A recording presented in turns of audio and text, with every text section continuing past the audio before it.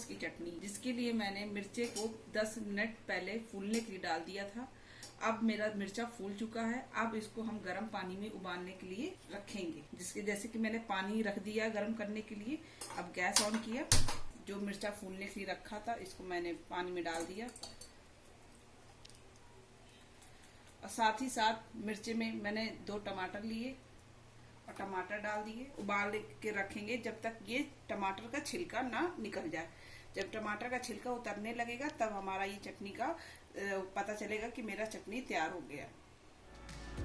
जैसा कि मैंने पहले टमाटर और लाल मिर्च को उबलने के लिए रखा था, अब मेरा टमाटर और लाल मिर्च उबल गया है। अब इसको टमाटर का छिलका उतारेंगे। जैसे कि देखिए फ्रेंड, मैंने टमाटर छिलका उतार दिया है और उसमें लाल मिर्च मिक्सी में डालेंगे। ये देखिए सारा मिर्ची डाल दिया है।